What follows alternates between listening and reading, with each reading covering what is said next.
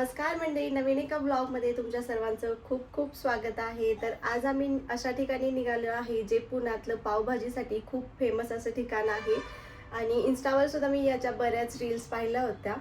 तर चला म्हटलं आज वेळ आहे तर आपण आज तिकडे जाऊ। आणि असं पण म्हणतात की इंडियामधली बेस्ट पावभाजी त्या ठिकाणी मिळते। ते ठिकाण कोणतं आहे, काय आहे हे तुम्हाला पुढे समजेलच। त्याच्यामुळे ब्लॉग शेवटपर्यंत बघा आणि आपल्या चॅनलला सबस्क्राईब केलं नसेल तर लगेच सबस्क्राईब करून घ्या। काल रात्री लाडूचे आणि श्रीहरीचे आजोबा आलेले आहेत, तर लाडू आणि श्रीहरी त्यांच्यासोबतच खाली गार्डनमध्ये गेलेत। तोपर्यंत मी पण आवरून घेतलेले आहे। आता ते वरती आले की आम्ही लगेच निघणार आहोत। तर फायनली आता सगळं आवरून आम्ही निघालो होतो त्या ठिकाणी जायला।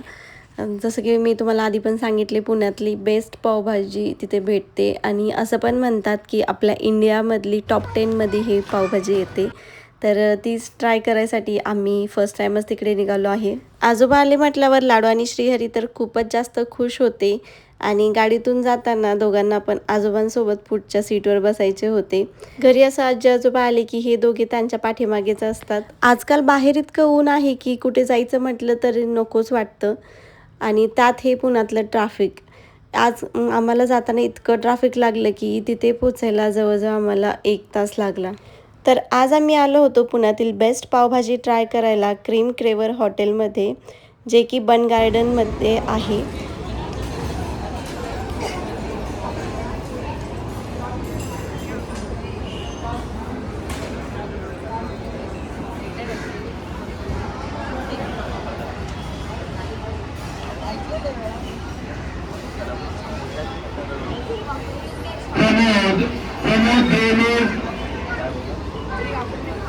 तर हॉटेलच्या मेन एंट्रन्सलाच त्यांनी एवढे सारे आंबे ठेवले होते आणि इथे नोट पण लिहिली आहे, नॉट फॉर सेल।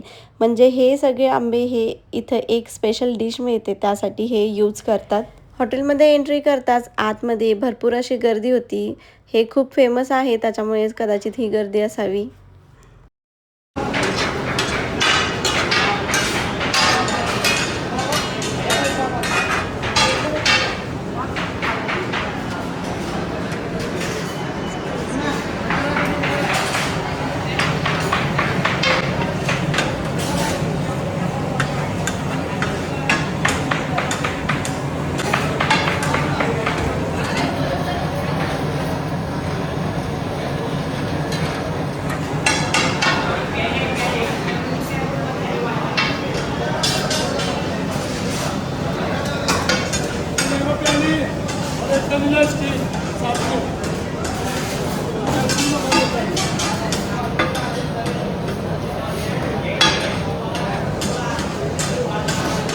तर इथे ओपन किचन सिस्टीम आहे। हे आपल्या समोरच पावभाजी, तवा पुलाव आणि त्यांची जी एक फेमस स्वीट डिश आहे ती म्हणजे क्रीम विथ मँगो, तर ते आपल्या समोरच बनवतात। हे हॉटेल सर्वात जास्त पावभाजीसाठी फेमस आहे, पण इथे वेगवेगळ्या प्रकारच्या डिशसुद्धा भेटतात।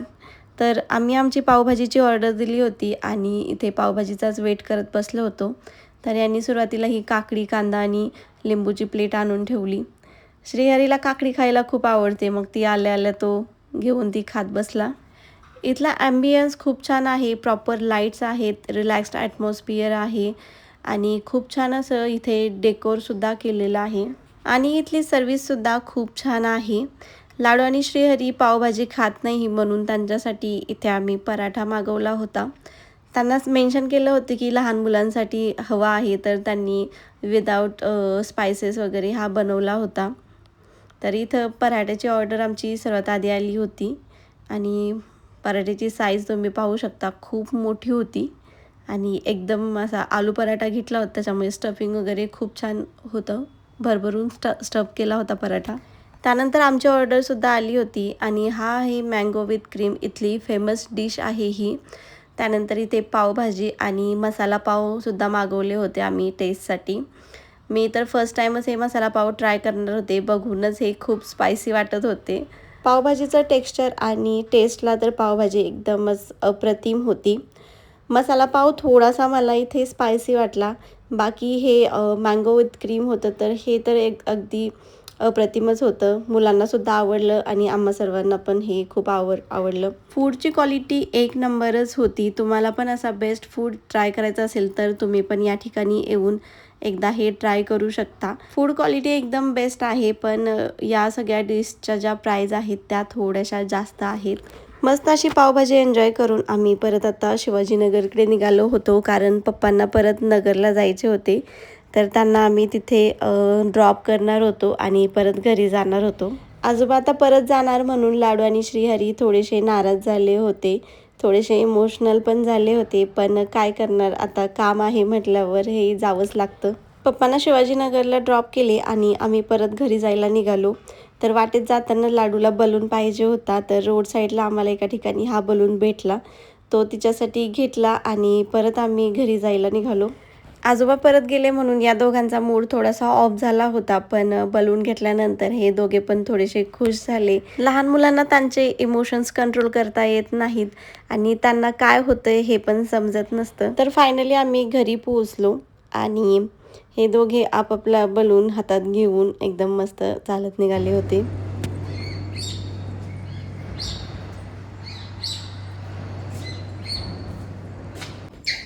तर आता आम्ही घरी आलेलो आहे आणि क्रीम सेवन हॉटेलचा आमचा एक्सपिरियन्स तर चांगला होता. पावभाजी चांगली होती तिथली आणि किमतीचं म्हणाल तर थोडंसं कॉस्टली आहे, पण टेस्टला वगैरे छान होती. एक टाईम तुम्ही नक्की व्हिजिट करू शकतो तिथे.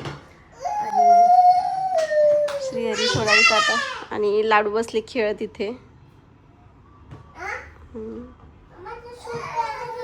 हो, शूट करते.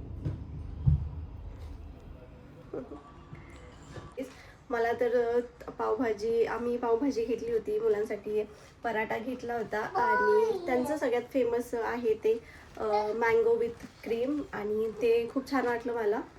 काय करतो श्रीहरी? सोड माझे.